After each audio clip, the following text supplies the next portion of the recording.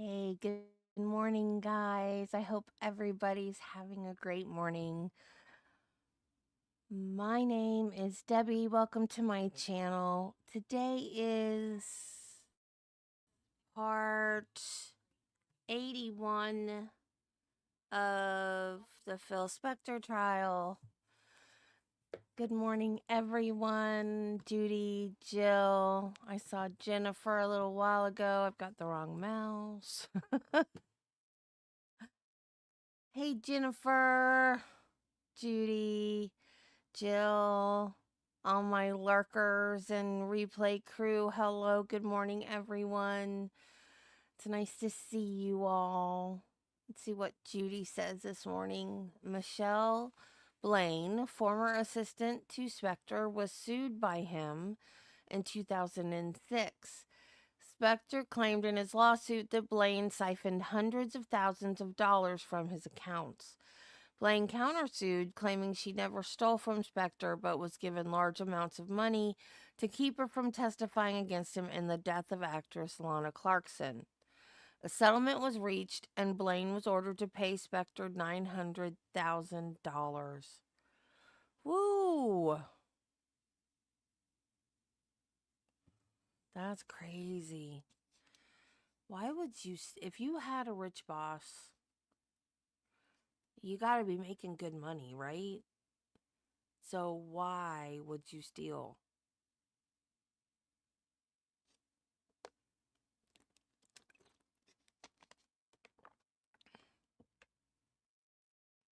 Oh, totally off topic, but I was telling you guys about, we were talking about reality shows one day, and I was telling you guys about a show that was on, it was only one season, and it was about a murder mystery. They did this whole little town um up, and they had like a fisherman statue put in like the center part of the town, and it looked like a quaint little fishing village, but it didn't look like the Keys, which I know because born and then visited. We moved out when I was 6 months old, but visited a bunch over the years. So it didn't look like the Keys. I've never been to New England, but it looked like it reminded me of Murder She Wrote. That's the way it looked. I've not been to a lot of little fishing villages anywhere but Florida, so I can't really say for sure where it was. And the name of the show was Murder in Murder in Small Town Murder in Small Town X, I think is what it was called. I just saw a thing about it on YouTube, which is why I can't remember the name of it, and now I've already forgotten the name, which is why I'm talking about it, because I just heard about it and I was like, that's the name. I'm not hallucinating. I did watch that show. Murder in Small Town X, I think is what it was called. And everybody lived in the house together. It was like Big Brother, but it was like a murder mystery. And one person was the killer. Like they had designated one of the people in the house was the killer. I can't remember if the killer knew they were the killer or not. And they had to figure it out. They had to figure out the murder mystery. Anyway, so I just watched this thing, Watch Mojo. I don't know if you guys watch the Watch Mojo channel. I don't even know what that's supposed to mean. Anyway, they do these really cool videos. I don't even know what you would categorize that as. They do like lists, like top 20 whatever, best best dance performances in a movie, or I don't know, like, so anyways, the one I just watched was like I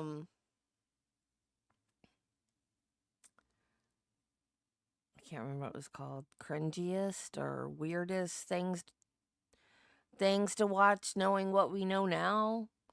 And it had that show on it, and I was like, Oh, it was real. I didn't imagine it because nobody remembers his show.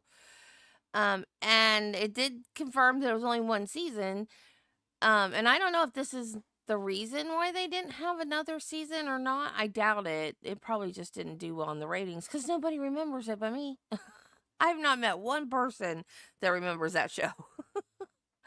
Anyway, the guy that won it was a firefighter that died in 9/11. That is so freaky. It just blows my mind. I seriously doubt that's why they didn't have a season 2, but I mean, because he wouldn't have been coming back for season 2, but that's freaky. Like, he went through all that. That was a scary show. And like, they would take them to these, they would blindfold them and drop them off where these clues led to. And they would be in the dark with the, like the cameras that they put on you, like the ghost hunters wear, like where it's like IR and it films their face while they're walking and it makes them look all distorted and weird and stuff. Yeah, and then they would go out into the dark following this clue. And then if that's where the killer was, they would get unalived. And then it would look crazy chaotic, like something had happened to them. So it was a very intense show, but like, of course you knew that nothing actually happened to the person, but they made it look like it did. So it was a very intense reality show, which may have been the reason why it didn't get renewed for season 2, but I loved it. I would not be a contestant, though. I would never go on a show like that. But I just saw that and I thought, let me at least confirm to them, because I've already talked about this show once and I couldn't remember the name.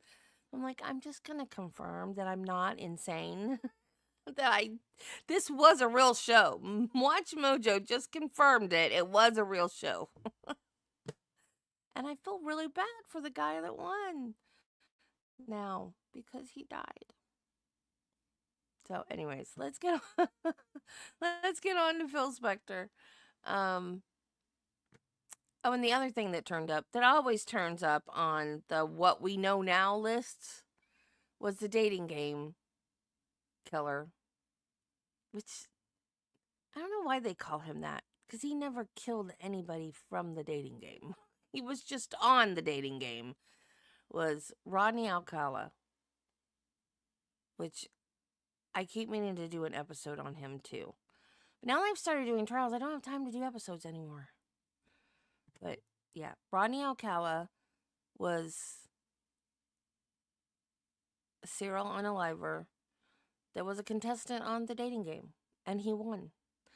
But the woman that picked him thought he was creepy and didn't go on the date. Lucky for her, she's still alive. Okay, I found, believe it or not, right away, found where we left off, because I forgot to write this down, the timestamp down. And I went right to the right spot. I was so proud of myself.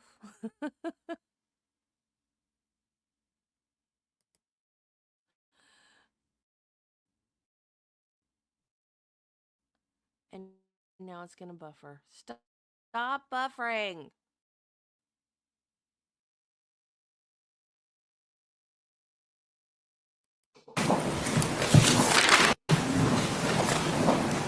Not working? Good afternoon, Mr. Liverpool. Good afternoon. You and I just met a moment ago, didn't we? Yes, sir. Okay. And I think we spoke out in the hallway for what, maybe 2-3 minutes before you came in to testify, correct? Yes, sir. And I introduced myself to you, told you who I was, and that I was one of the attorneys representing Mr. Spector. Is that right? Yes, sir. Okay. I want to cover some of the things you and I chatted about out there, and also I want to cover some of the things that Mr. Dixon asked you about, okay? Yes, sir. All right. Okay, you guys can hear me today.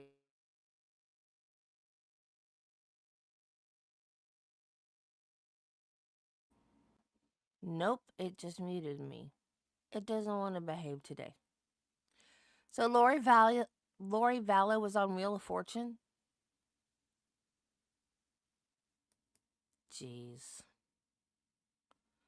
Okay, I'm gonna... She won?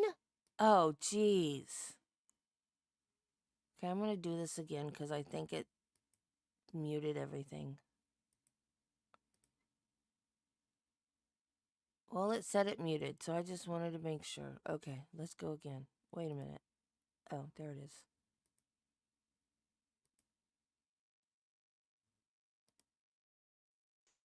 First thing that I want to talk to you about is when we were out in the hallway, I asked you about your partner that day. Is that correct? Correct. And I showed you a note indicating that it indicated that you did not recall your partner. You recall that? Correct. All right.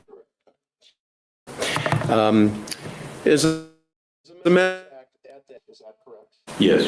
And I think you said, you told me a number could be as much as 50 Come on, StreamYard, you were good yesterday. or 60 different partners at any given time. Is that right? Yes. Okay. So you do not have any particular recollection of Mr. Stark or Daniel or Firefighter Stark. Is that correct? That's correct. You don't remember anything unusual about him, do you? No, sir. Okay. You have no reason to believe as you sit there today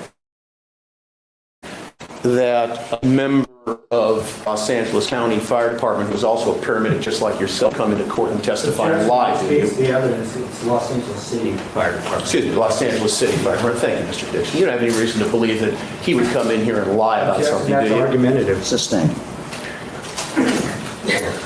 Now, Mr. Stark was your partner that day, isn't that right? Yes. Okay. And he was the gentleman that accompanied you up into the Hollywood Hills, is that right? Yes. Okay. And I think you said and indicated that really you folks, when you go out on a call like that, and when you went out on this call on December 24th, 2001, you work as a partnership, right? Yes. You work as a team, correct? Yes.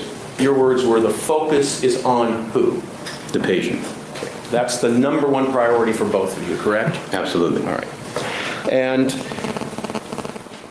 in that regard, to discharge your responsibilities and obligations to a patient, which sometimes can be life or death, correct? Correct. I mean, you've been in situations like that many times in your career, correct? Yes, sir. So if there's disagreements or if there's two ways of seeing things, it's not your practice to bicker or argue during the time that you're treating the patient when they are of most concern to you, correct? Correct. Okay. And as I understand it, two firefighters / paramedics maybe can see things subjectively in a different way. That's a fair statement, isn't it? Correct. In fact, during that particular year, let's take the year of 2001, you responded to many calls, did you not? Yes. Were you administered first aid? Yes. Were you administered more than first aid? Were you administered aid depending on whether or not this person was going to make it or not, right? Yes, sir. Is there any way you can estimate how many times in the year 2001, Mr. Liverpool, or Firefighter Liverpool, excuse me, sir, that you went out with a partner during that year and responded to a call where you had to administer aid using and calling upon your firefighter skills and your paramedic skills? Every run. I'm not sure what the question is. Well, let me ask it this way.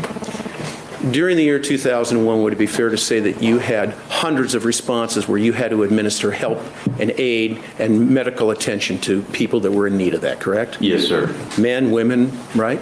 Children? Yes. Children, older people, younger people, correct? Yes, sir. Now, in this particular instance, you don't have any recollection of having any quarrels or fights or arguments or disagreements with your partner, Daniel Stark, that day, do you? No, sir. Okay. And as you sit there now, you don't have any reason to believe that he didn't perform his duties, obligations, and responsibilities in the same manner that you did that night, correct? Correct. Okay. You both went out there and you discharged your responsibilities and obligations as two professionals who are firefighters and paramedics, isn't that correct? Correct. And there's nothing in the report that you filled out, the 902 report. Well, let me ask this. Is the 902 report that we saw, is that the only official report you filled out that night? No, sir. Okay, did you fill out some other report also? There is a journal entry. Okay, and do you have that with you? Yes, sir. Okay, may I see that for a moment, please? May I approach this?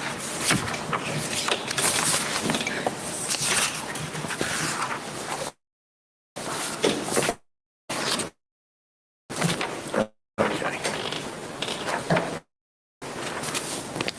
Mr.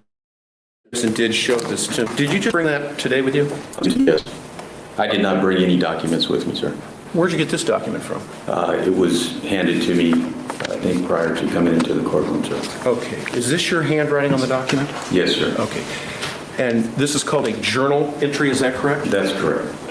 Let's start with the journal entry first. Is there anything in the journal entry to indicate that Daniel Stark, the firefighter, paramedic partner of yours that evening, who responded along with you up into the Hollywood Hills to treat Miss Clarkson, discharged his responsibilities or his obligations in anything less than a totally professional way? No, sir. And what about if I ask you about Form 902, the one that Mr. Dixon, with the help of Sudi here, placed up on the screen?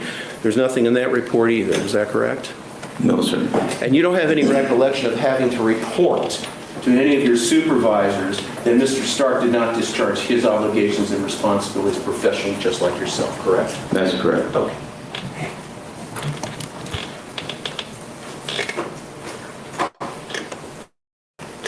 Now, let's talk about what happens when you and a partner respond to a situation just like you did on the evening of December 24th of 2001, okay? Okay.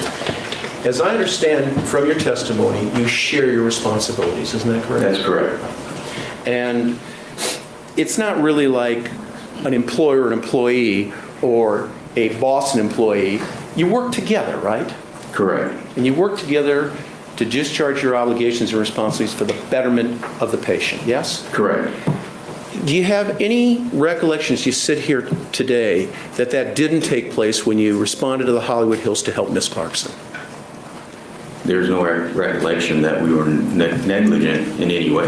Correct. You did a very professional job, you and Mr. Stark, isn't that correct? Yes, sir. And as you think back on it, and now you've had some time, as Mr. Dixon said, since Ms. Tyndall visited you, and you think back upon it, you can't find that you and Mr. Stark did anything less than professional to help Ms. Clarkson that night, isn't that correct? Correct. Now, we know, because you've told us so, and we've also had an opportunity to go back in time and listen, that Ms. Clarkson had one heck of a pair of injuries that night, didn't she? That's correct. And tell us a little bit about that. What is your recollection? And if you need to refresh your memory by looking at either the report or the journal, just let the judge know, and he'll either say yay or nay, okay? I'm sorry. You look at the report. Yeah, if you need to. I'm going to ask you a few questions here. Tell us as best you can, describe as best you can, what kind of injury she actually had that evening. May I look at the report? Thank you, Your Honor. I'm going to refer to the journal entry. It mimics the 902M, but it's much more clear. Your Honor, may I for me to be able to just, see. I don't have Yes, a copy. that's fine. No, you take it. Okay. You're going to be testifying, not me. Okay, let's take a look at that, and if you don't mind, I'll just look over your shoulder, okay? That's fine, sir. Why don't you just share with the jury exactly what your words were that you wrote down back in December 24th of 2001 about the extent, the severity, and the pain of those injuries for Miss Clarkson. What I specifically wrote was Clarkson, Lana, 39-year-old female, complaining of slip and fall, ground level, fracture to both wrists, slight deformity to left, and more to the right. She's alert and oriented ×4 with no KO. Good pulse motor and sensation by 4 distal to the fracture, pre and post splint. 0 other trauma, no neck or back pain. We administered O2, a saline lock, morphine ×10 milligrams, and transported the patient to 139, which is Cedars Hospital. Okay, you hang on to that. You don't administer morphine. In fact, you don't even call the base hospital to ask for the administration of morphine in every case, do you? No, sir. You have to be careful with morphine, don't you? Correct. If you give too much morphine, if you push too much of that morphine through that IV into that person's vein, tell the jury what can happen. It has the potential for knocking out a person's respiratory drive. And then you've really got problems, correct? Yes, sir. Much bigger problems than you had for whatever you were administering the morphine for. Yes, sir. That didn't happen here because you made an assessment. You asked the base hospital for the permission. They gave it to you. And based on the fact that you've done this many times before, and you've experienced it many times before, and you're a veteran at this, you administered the morphine properly, didn't you? Correct. And that problem didn't even arise, did it? Correct. And in fact, you and Daniel, firefighter Stark, ultimately got Miss Clarkson. I think you said it was base 139, am I correct? Correct. Okay, and that is Cedars-Sinai Hospital over on Beverly Boulevard. Correct. Okay, by La Cienega and Beverly, correct? Yes, sir. Now, let me ask you this.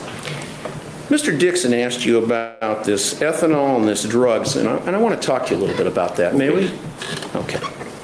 Now, your source of information as to whether or not Miss Clarkson had consumed any alcohol, let's just start with alcohol, and then we'll talk about drugs, okay? Is basically two forms. One is what she tells you, correct? Correct. Or I guess it's three forms. What she tells you. Yes. Well, maybe it's more now than I think. What she tells you, what you observe, what others may tell you. There's being polite, and there's being, I don't know what to call it, fake. He has no choice but to discuss what you want to discuss. You can be nice and polite without being fake, smarmy. Face punchable is what you are. I don't like him. Or what the totality of those observations may be. Is that a fair statement? Yes. Okay. Before you start to treat somebody, you have a protocol. Isn't that correct? Yes. And the protocol includes gaining information, personal history information, medical history information. Isn't that correct? Yes. And that can vary in terms of you decide to treat that particular individual, correct? Yes. I mean, the truth of it is, your title is firefighter/paramedic, but you are the person at that moment who is administering the medical care for that patient. You're like a doctor in the field, aren't you? It's okay, you can say it. Somewhat, I guess. Well, let's put it this way. If you didn't administer to many of these patients who you took care of over the years, they would have died, correct? Some of them, yes. And that didn't happen because you treated them properly and got them to a hospital where a physician could treat them, correct? Correct. All right. Now, Ms. Clarkson, let's start with this. She was not in danger of losing her life over these injuries, is that correct? Correct. But she was in significant pain, isn't that true? Yes. As a matter of fact, I think when we were listening to the tape, right in the beginning, you described the problems as follows. And these are your words. Have significant deformities on the right wrist and not as bad on the left. Do you recall that? Let me direct you. Page 3, lines 12 through 14. Yes. Okay. And previously to that, you had indicated that she had fractured both of her wrists, correct? Correct. All right. And if you turn to page 4, and if you look at lines 5 through 6, it says, patient is in a significant amount of pain, and due to not having any other trauma or on our patient, we were wondering if we could get an order for some morphine for her, correct? Yes. And actually, there were 3 voices on that tape, weren't there? Yes. There was your voice, correct? Correct. And there was Nurse Lovett, L-O-V-E-T-T, Cindy. There was Nurse Lovett's voice, right? Yes. And actually, we heard Miss Clarkson, didn't we? Yes, sir. And we heard Miss Clarkson, sir, just before you indicated the significant amount of pain, didn't you? Yes. Isn't that correct? Correct. What did Miss Clarkson say on the tape? It sounds like an owl. It's the only thing she said on the tape, isn't it? That I could hear, yes, sir. Okay. Now, we were talking about alcohol. And as I recall, you don't have a real clear recollection of this event, do you? No, sir, I do not. Okay. But you have sort of a feel for it. Is that a fair statement? Yes, sir. Okay. Do you recall what Miss Clarkson was wearing that night? I assume you don't. No, sir. Okay. These questions are not meant to embarrass you in any way. And I assume that you were honest when you told me that you've been following this a little bit in the news media. Is that correct? No, sir. I've seen pictures on the news, but I have not followed the case whatsoever. Okay, fine. Well, you've seen some pictures, and I think you shared with me that you did see some pictures of the young lady, correct? Yes. And you know from what you saw that that's been identified as Lana Clarkson, correct? Correct. But you told me on the hallway, I asked you about that, didn't I? Yes. And you said you did not recognize her, correct? Does not ring a bell. Okay. Regarding her, when you looked at the picture? Her personally, no, sir. Okay, so for me to show you other pictures, it wouldn't help you at all, would it? No, sir. Thank you, okay. Now,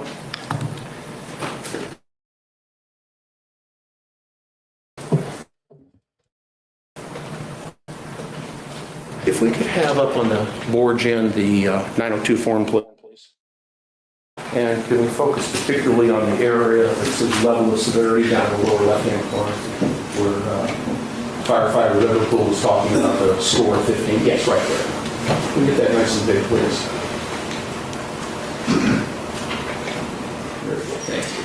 Okay, Mr. Dixon, he spent a fair amount of time with you talking about this one particular area on the emergency medical service report form. You remember that?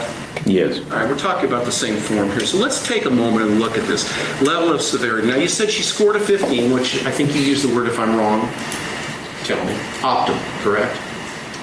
I'm not sure I used that word, but yes, she's. Okay. That's the highest score you can receive. Correct. And that was for eyes, motor, and verbal, correct? Correct. A 4, a 5, and a 6. Correct. Not necessarily in that order. That's fine. Okay. Now, the box at the bottom that says in boldface capital letters ET and then less than bold OH slash, again, boldface letters DR and then lowercase letters UG, ethanol drug. Now, you explained that to us. You explained that if, in fact, there was a determination made that this person was under the influence, that box would have been checked, correct? Correct. Box is not checked, correct? Correct. That does not mean that the patient hadn't consumed alcohol, correct? Correct. She may have, right? Yes, sir. You don't have a recollection one way or the other, do you? No, sir, I do not. Okay. And as I understand it, all of the handwriting on this exhibit, which is defendant's quadruple, Your Honor, E to the fourth power, we've changed, because none of us can say what the judge can say regarding these sextuples and things. Okay, E to the fourth power, all the handwriting on there, not the pre-printed form, but the cursive writing and the printing, that's all yours, isn't it? Yes, sir. You don't, as you look at that exhibit, and please feel free to use the one that's on the witness stand because it's much closer to you. When you look at this exhibit, you don't see any handwriting, cursive, printing, or otherwise, that's anybody else's handwriting but yours, right? Correct. And I believe, is your signature not on here, sir? Yes, it is. Okay. And just so we're marking the same place on the form, would you just show me?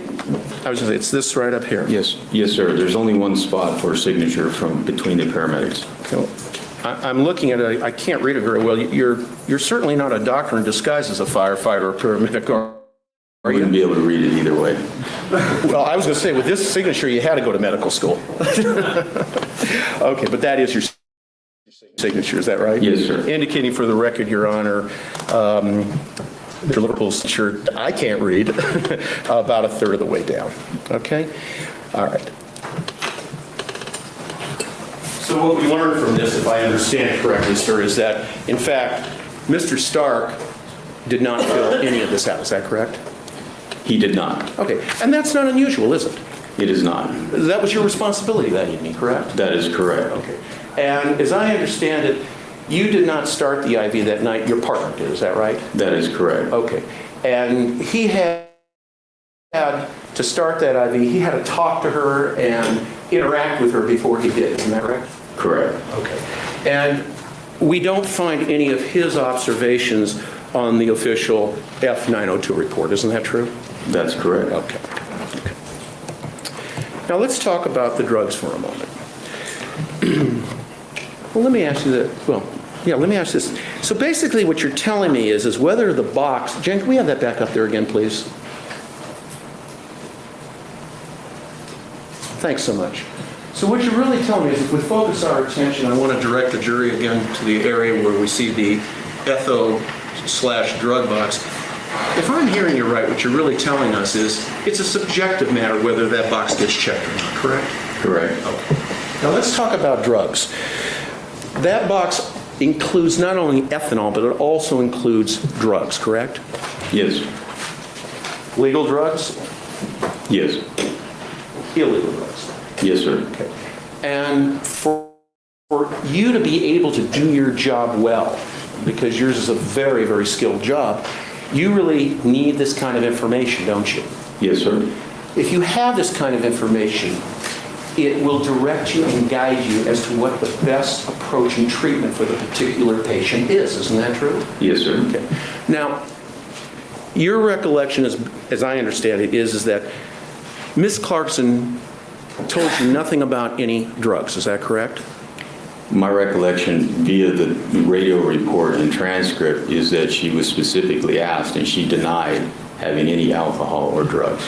Okay. So she did not tell you, as I understand it, that just weeks before, on December 8th of '01, that she had filled a prescription. Objection, Your Honor, irrelevant. The fact that she had fulfilled the prescription doesn't mean she's taking it, so whatever the prescription was for, not relevant. May we approach? Yes.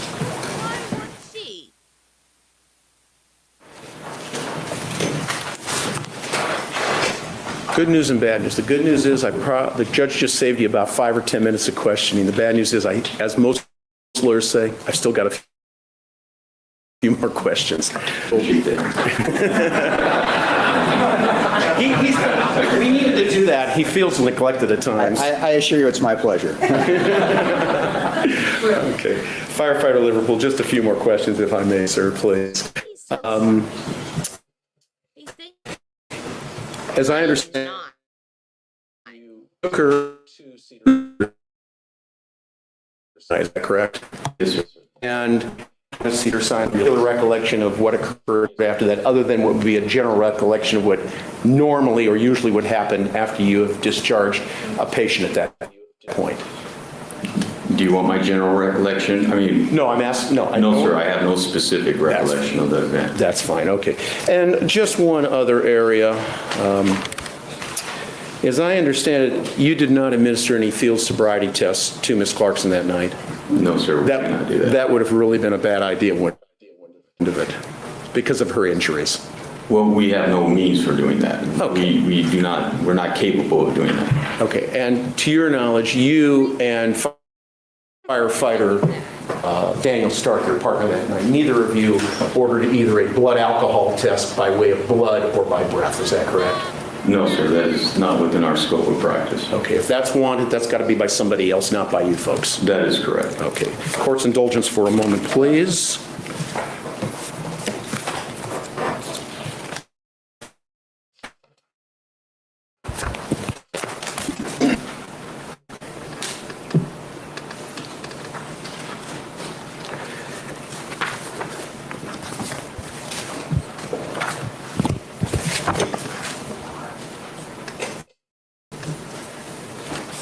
Just one other quick little area, please. As I understand it, the patient, even after you pushed morphine, only received slight relief due to the continued pain from these severe breaks that she had. Is that a fair statement? That is correct, sir. Okay. So this was a pretty substantial pair of injuries that Ms. Clarkson suffered. That's a fair statement, isn't it, too? Yes, sir. May I just check with my colleagues, please? Yes.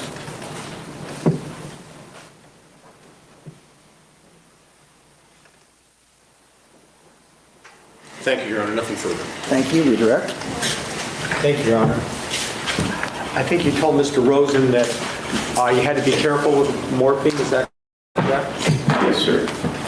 And in response to Nurse Lovett's question about whether or not Lana Clarkson had been drinking, your response on the tape that we heard was she does not appear to be under any influence. Isn't that what you said? Correct. Take long after Yeah. and by Do the math somewhere. like 13 or 14 or so? Yes, sir. All right. Do you know whether or not your partner that day, Daniel Stark, was junior to you in terms of years of experience? Just about everybody's junior in sir. Thank you. Nothing further. Thank you, recross. Thank you, Your Honor. Firefighter Liverpool, I'm going to ask you to actually go to that particular site on page 5, and that's between lines 1 and 3, okay? Would you mind turning there?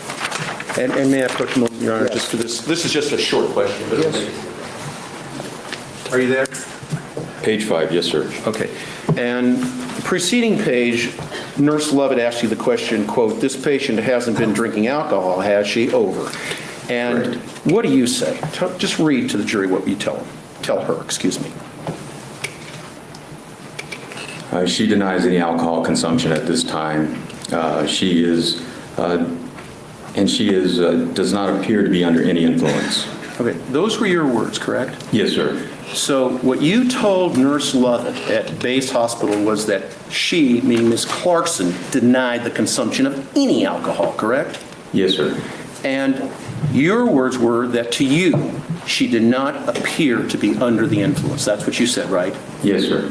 You did not say that she was not under the influence of alcohol, correct? That is correct, sir. And I take it in your job, precision is very important, isn't it? Yes, sir. Not only in terms of how you administer care to patients, but also what you say during these transmissions, correct? Yes, sir. So you never affirmatively stated she wasn't under the influence, just that she didn't appear to be under the influence, and that's a difference, isn't it? Yes, sir. May I elaborate? Sure. If during that time, I have to go by the information that I have. As I said, we do not give a field sobriety test.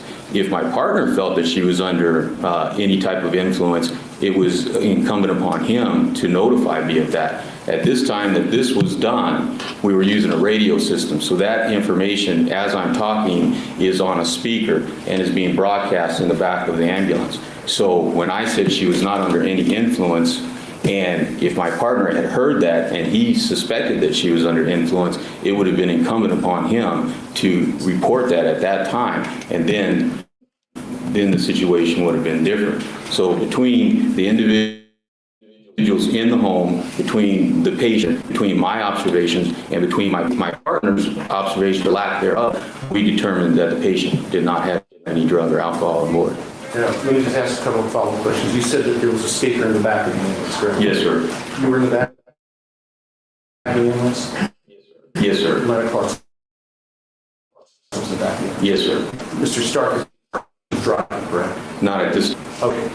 At the time, let me ask you, at the time that you made this transmission, you don't know what Mr. Stark was, do you? I'm sorry? At the time that you made this statement, she denies any alcohol consumption at this time, and she does not appear to be under any influence. You cannot tell me where Mr. Stark was pointing. This is like 6 years down the still, right? That's correct. Thank you. Nothing further. Thank you. Thank you. Nothing further, Your Honor. Thank you. Subject to recall, thank you for being here. You may step down. Ladies and gentlemen, keep in mind the admonition will be in recess for 15 minutes. We'll take up a matter. Jury, thank you. Your Honor, just if I could, wanted to Yes. amplify my objections to Okay. the writings earlier. I wanted to amplify the substance of the objection and also say something a little bit about the process because I'm a little bit concerned about it. In terms of the substance, the document wasn't offered as an official record. There was no attestation, there's no certification, there's no showing of who maintains it.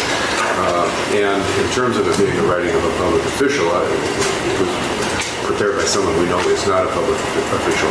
It was on an official form. It's probably accurate, but foundationally, it didn't appear that the foundation had been met. However, in the process, it appeared as though the court was advocating for the admission of the record because of it started off as a business record, and then when it became apparent that it wouldn't qualify, then the court denominated it an official record, and it put me in a position where it appeared it appeared as though I was arguing with you, and I felt very uncomfortable with that because I don't do that. But it also appeared to me that the court was taking less than a neutral position on it and taking the position of an advocate for the document because people didn't proffer any of these justifications. It was the court doing it. And I just wanted to amplify my substance of objection and also bring to the court's attention that that I wasn't arguing with the court, but it appeared as though the court was requiring me to keep going after the moving target there. So, I don't take it personally as far as advocating. It's not. In my mind, if I think there's a basis for admission, either party says, there's a basis for it. The problem, I do agree with you to some degree, is whether this is a public employee. We had this discussion that it's a private employee acting in a quasi-public capacity. I don't think there's a code section that covers it. Frankly, we can short-circuit this. I believe that people, if you would just call somebody from Cedars to lay the foundation, it'll take care of it. If you care, if you don't, you don't. Because I'm not disagreeing with Mr. Brunon. This falls into a gray area because of the nature of what firefighter Liverpool testified to, because it's a public record, it's a county record, but I agree that the nurse who prepared it obviously is an employee of Cedars. So the question is there such a thing as a quasi-public official, if you will? I don't even know if it's a record in the hospital that they need to, but be that as it may be, at that point. I guess in the future, last twilight of our days here, if the basis of the ruling changes, if we are allowed to change the basis of our objection without it becoming argumentative, Clearly, you were making your objections. I was replying to them. I don't think that's argumentative, but if you're concerned, I can say to the juror, I don't care. It's okay with me. No, it's not personal. No, I know it's not. That's why I'm bringing this up. Okay. It's up to the people. The point's raised. It's an interesting point. It's up to you. I don't call witnesses. It'll take care of the problem, but again, it's your decision. We'll look into that. We also were talking at the break. We think, and we'll look at back at the transcript, that Stark may have played the favor this during testimony. I'd have called by the defense. I have his look at it in the light of a foundation for these records, but I'll review it. It's in volume 39. Okay. Do you have another witness? We do. Is the court, just so I don't have to keep scratching my head, I thought you were hitting yourself. is the court indicating, we don't want to have to call another witness. We're trying to curtail this. The jury's largely done with this case. I think we're trying to get as clean a rebuttal case as we can. Is the court indicating that at this point it would not allow for the admission of the base form? I'm sort of thinking of it. The problem is you make rulings on the fly. I'm sort of going to keep it in abeyance at some point. If I become convinced that there is no such thing, which is my own, I've created the category of a quasi-public official, then I might strike the testimony. So it seems to me that it's easily, if you just call somebody from Cedars, if it's not in Mr. Stark's testimony, it's a simple thing to do. But it's up to you. Okay. Thank you. I'm just letting you know that if there's some time, there may be a ruling that changes. I have to look at it. Okay. All right. We'll Let's take care. bring in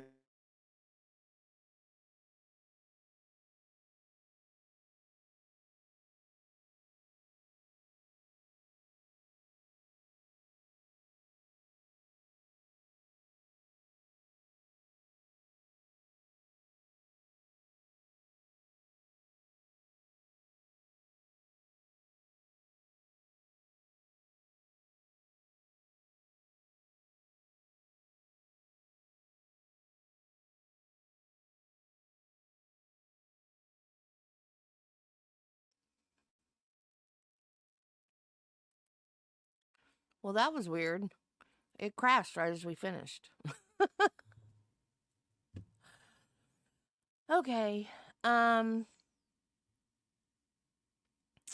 so that's all of Phil Spector for today.